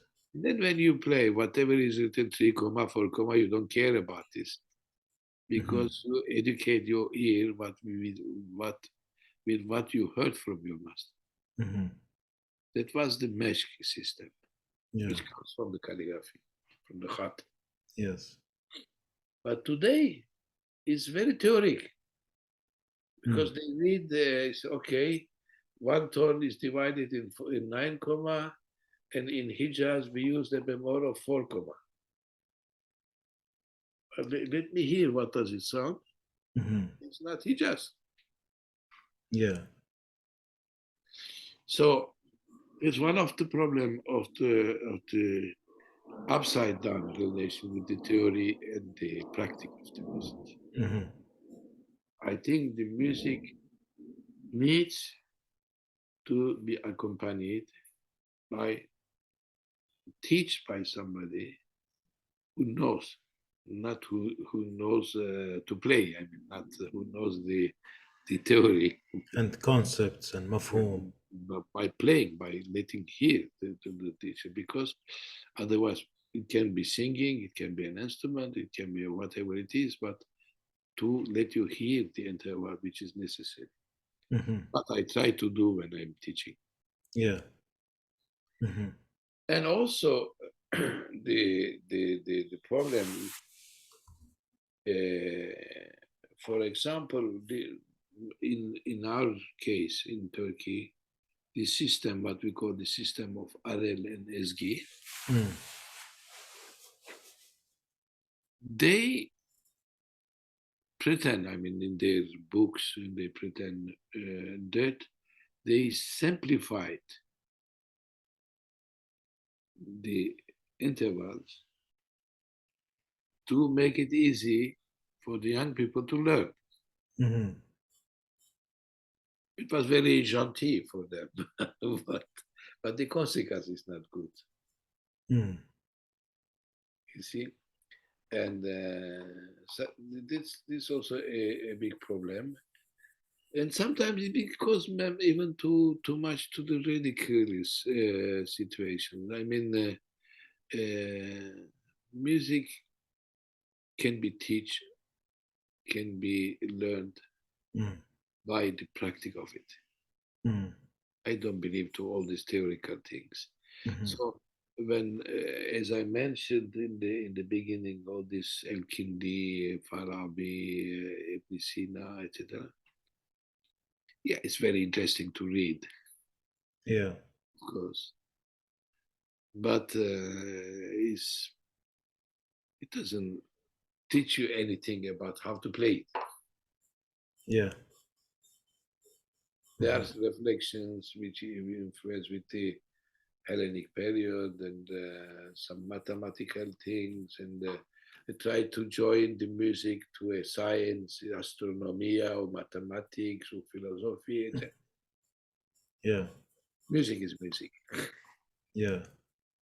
Interesting. What about biographical information and stories of musicians, bastakars, Well, all I of mean, these things? there are many specifically for the period after Selim III. Mm. Because for before people like Meraghi, the old composers, is rare, very rare to find something. And yeah, not so exact informations. I mean, for example, if you look to the anthologia of the Turkish music written by Yilmaz Öztürk, everything starts uh, Turkish musician of 15th century. He played X, and he, he made so much money with his music, etc. It's nothing for me. So there is we have a gap Mm. to work. Yeah, the Teskirat, Mm. which is written for 2 or 3 persons, for example, about Zekai Dede, about Meragi, written by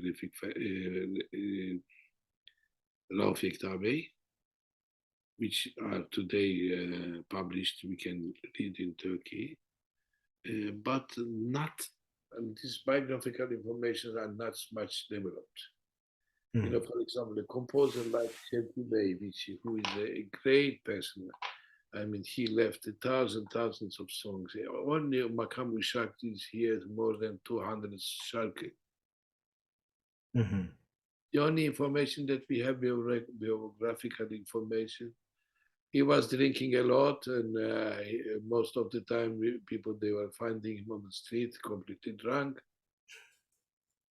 So what? Mm. It's not everything that I need to, from who learned, how he learned the music. I mean, no any information. For example, Zeki Aydede, the only thing that we know that he was living in Aleppo sometimes, and he came to Istanbul. He met Ismail Dede, and also one information which is very important for him. He is called Dede. Mm. When you call Dede, means that he has been doing the Erbain Yes. 40 times, 40 days Mm. every year. Yeah. So without this, you cannot be called Dede. Like Mm. Ismail Dede, he has done it. Mhm. But the only person who is called Dede, Effendi, without doing the Erbain, is Zekai Dede. Because he was so mature person and so great person, Yeah. in the title of the Dede without doing this retreat, Mm. for example. Yeah. And also some information about Zekai Dede is the fact that he's been in Aleppo. He introduced also some tawshihat, some ilahi in Arabic language. Mm. We call them shugul. شغل. Yes. Mm. And some information about Ismail Dede's life, for example. You see, he was so passionate with the dervishes, he Mm. inherited from his father a hammam. Mm. When his father is dead, he sold the hammam and distributed the money of all the dervishes. Mhm. Yeah. And his mother very upset because Uh-huh. what you have done.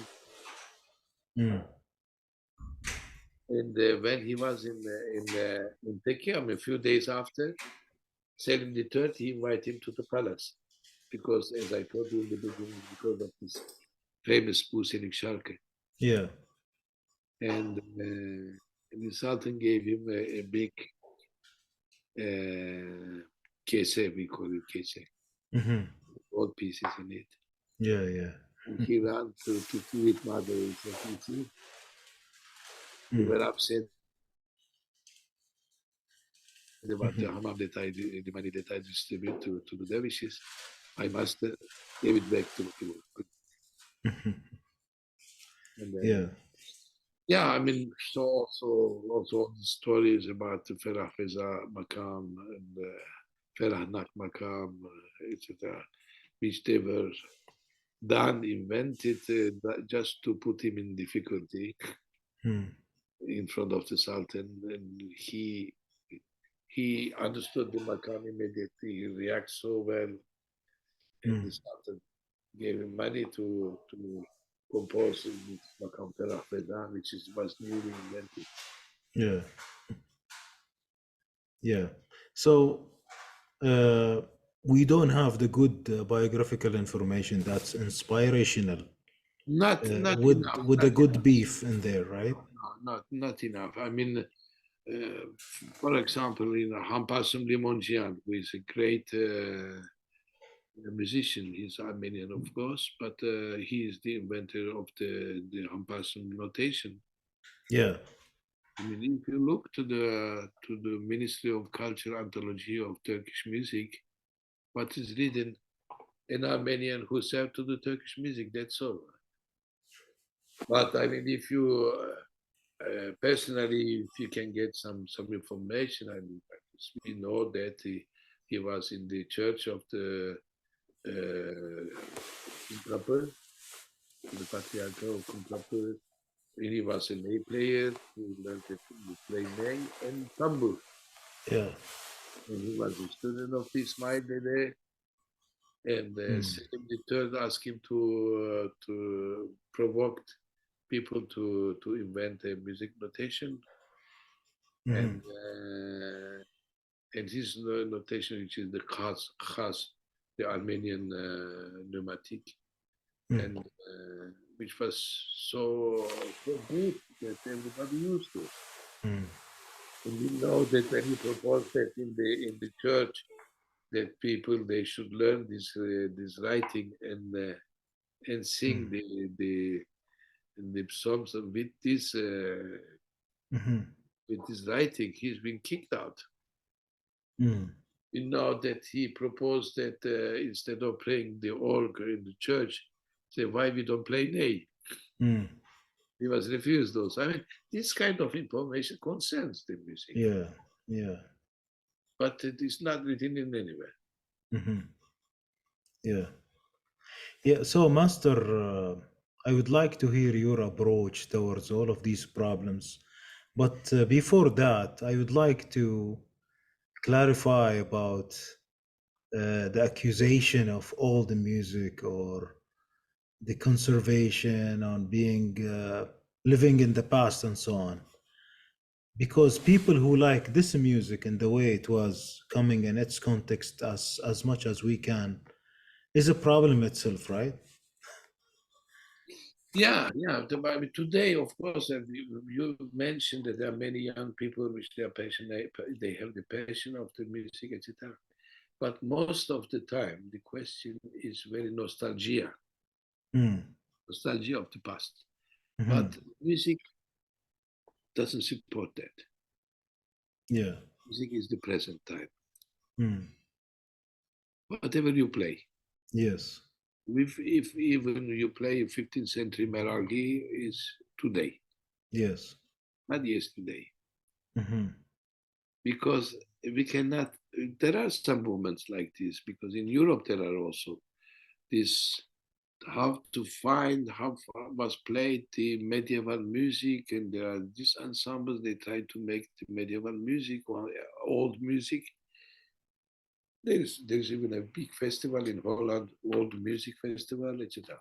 Yeah. Or early music. Yeah. Yeah, but I don't believe to this. I'm not an old. Mhm. When I play this music, it has to be young. Mm. It has to be today, Yeah. and because otherwise you are absent. I mean, there's no. You just like a academician reading a text from the book. Mhm. If sometimes they read it well, so it's okay, but sometimes it doesn't communicate it. So boring. Mhm. So yeah, this is also a problem of the aesthetic. Also. I mean, I don't believe to this nostalgic version of the music. Mhm. Yeah, you always talked about the beauty of discovering music and enjoying the moment of discovering a new thing in music or an old piece or something in you that you are learning and you want to play and you want to communicate with the audience. This is, you said once, is much more important than concepts and theory and history and I like that really. I mean, this is the essence, huh? This is the core. You see, You can be a professor of the poetry, literature. Mm. Maybe in your memory you have thousands of poems of X, and you can recite for any subject thousands of poems. Mm. It doesn't mean that you are a poet. Mm. To be a Yeah. poet is something else. Mm. You see, that's, of course, two version is necessary. You need people who knows the literature. Hmm. You need also poets to make poetry, Yeah. Hmm. to write new text to be studied by the academicians. The music is the same. I mean, of course, you can be a man who has the knowledge of all the musical literature and talk about Mozart for hours, like analyzing the pieces of the compositions of Beethoven, etc. But we need a Beethoven. Yeah. Yeah. Interesting. So, Master, what is your approach towards these problems? I know you said while we talked, you said about some solution here and there, but in general, what's your approach? You have a long journey, a lot of albums, projects, students, a lot of personal experiences and heritage and legacy. So, would you summarize your vision and your approach towards these kinds of problems? Well, I try to keep my passion alive, Yeah. and I think I didn't lose it. Hmm. Yeah. But the problem of the music is that you need also to be helped to find the context to to express your passion. Hmm. You see, so that's why, for example, sometimes they propose me, say, Mr. Erguner, we would like to invite you to make a concert. Mm. Doesn't excite me. Mm. But if you say, we would like you to make a concert about the, I don't know, the influence of the France on the Ottoman music. Fantastic. So I make the repertoire and I Mm. play. This is a new thing. It gives me energy to do it. Yeah. Or let's say, do a concert about Canterbury compositions. It's something wonderful for me, something to discover also for me. Yeah. You see, otherwise to make something do routine just as it doesn't interest me. So I like to discover things all the time. And Yeah. for example, I don't know if you've seen in the pieces that I sent you that we played, trying to play John Cage with Mm. with Saguachi play.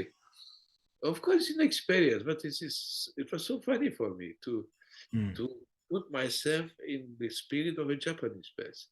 Hmm. Yeah. Mm. So, what would you advise the new generation, those that are really passionate about the music, what should they focus on? They should listen. We Mm. have this great opportunity today. I mean, even for me, I discover many things when I go around in YouTube, the recordings and the CDs, and I mean, all these communications about Mm. uh, mediatic way, all these Hmm. recordings and old recordings.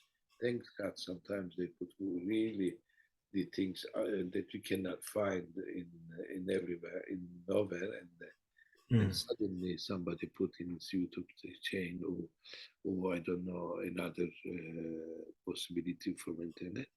Hmm. It's really great. You should profit from this, Yeah. and for those, for example, I don't understand a wood player who is interested in wood, why he shouldn't listen Yorgo Bajanos in the wood or Kadri Şençalar recordings in the wood. There are. Hmm. Or Tambo Taxi, either Ney players, etc. There's so many things to discover, Mm. and they and it's a eternal process of progress. Mm.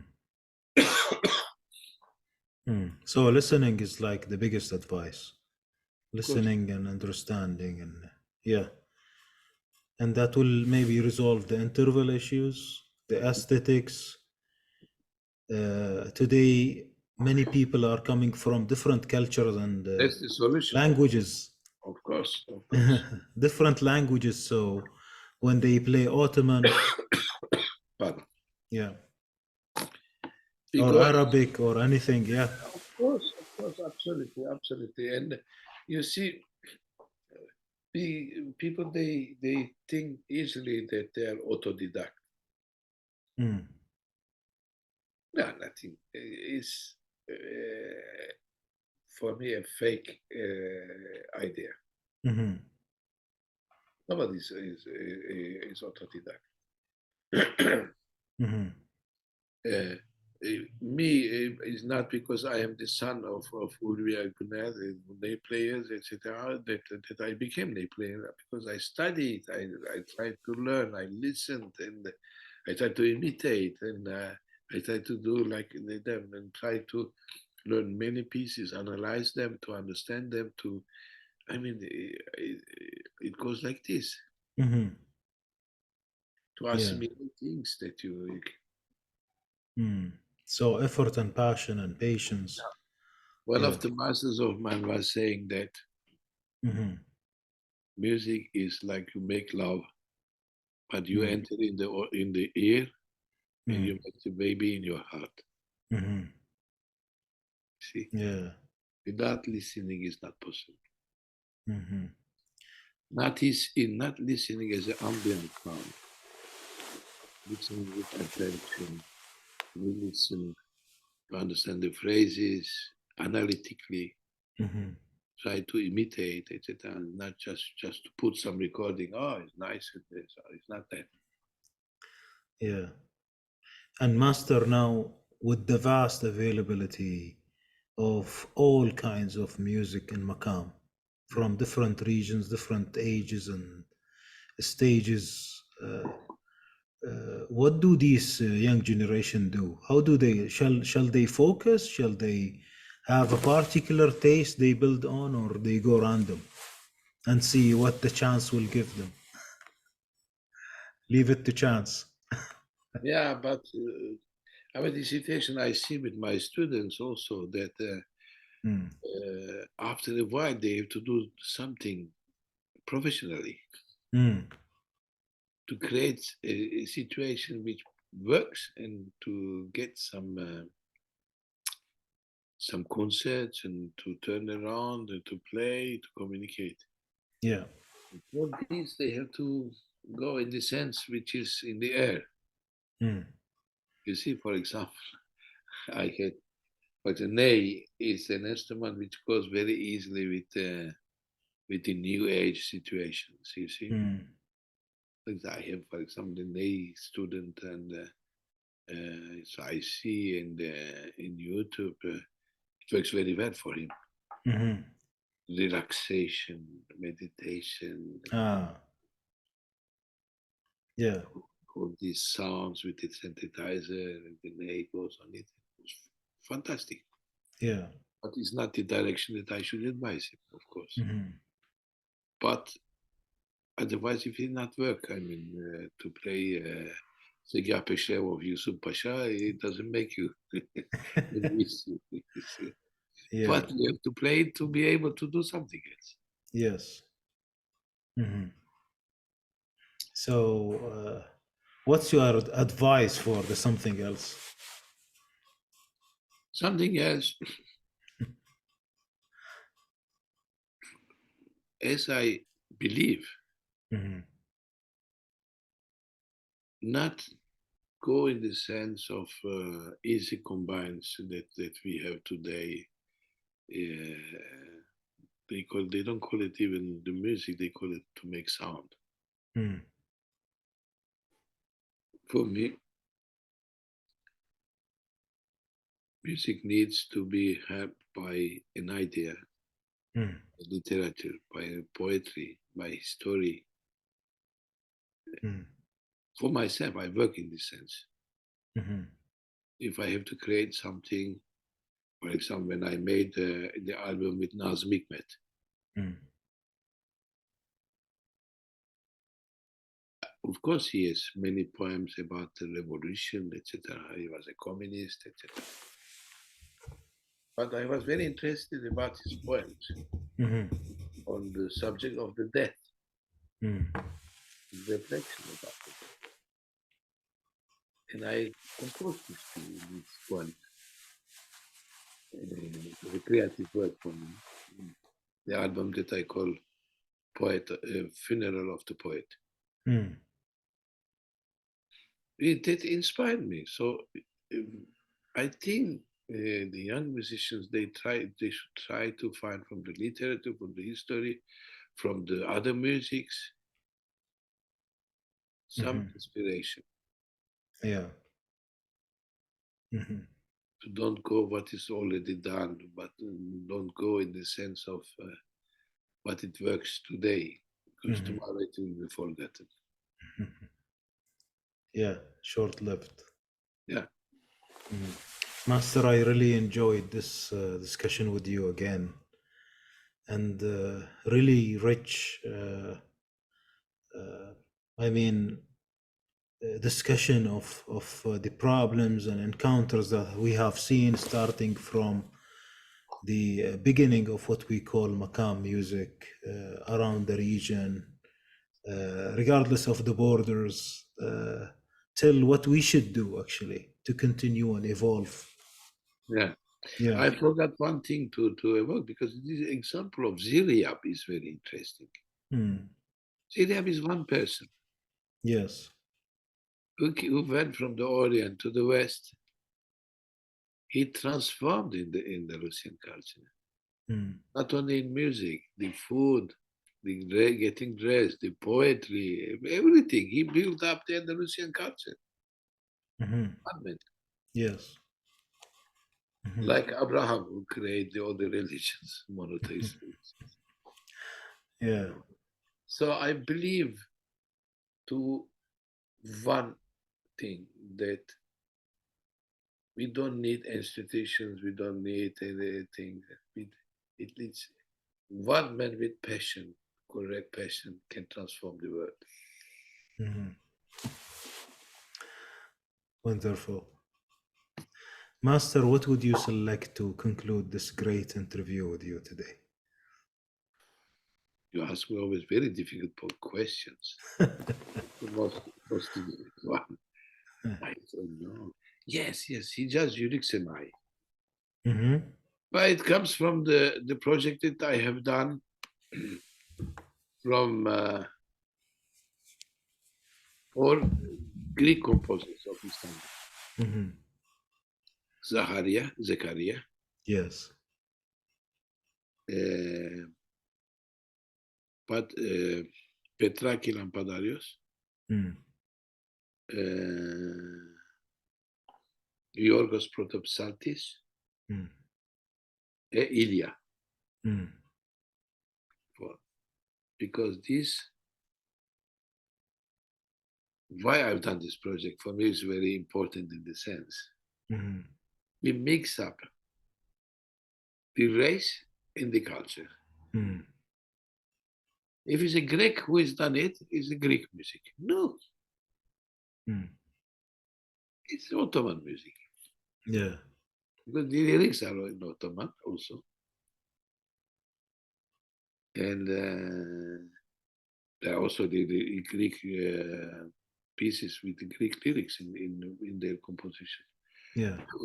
But it's the whole thing is Istanbul. Istanbul music is Constantinian music. Mm.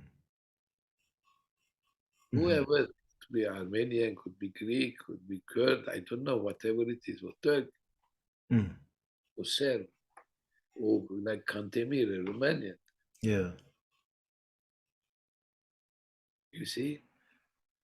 But today, if a Japan who compose something in Western music, or minuet, or concerto, or symphony, etc., and symphonic piece, We don't say Japanese music Mm-hmm. because the composer is Japan. Yeah. If a Turkish pianist who play Mozart, we don't say that Turkish music is semi-classical Western music. Yeah. See? Mm-hmm. So for me, we have this phenomenon on the Ottoman period. I mean, Hamparsum Dimonchian is a great composer, fantastic pieces. He has a beautiful Hisar Buselik beste that I can send you. Mm-hmm. I love reading this piece, so beautifully composed. I mean, for me, it's not Armenian music. It's ridiculous to say it's Armenian music. Mm. Armenian Yeah. music, yes, popular rural music. There are some rural Armenian music, of course, Yeah. but Mm. it's urban music in which there is no nationality, no race. Mm. There is only the taste. Interesting. Master, we really enjoyed it. Thank you very much. Maybe, Thanks to you. Thanks to you. And yeah, look forward for chatting with you again. again, for sure. Yeah, thanks. You are really generous, Master, for sharing this with us. And we will listen to this piece and see you again, our Alnadi viewers. Inshallah. Inshallah. Terk eyledi gerçi beni o ağır cevali. Terk eyledi gerçi beni o ağır cevali. Şayesteyi vasfettiler ağır belali. Şayesteyi vasfettiler ağır belali. Gülhanin olan yar, hayranin olan dost. Gülhanin olan yar, hayranin olan dost.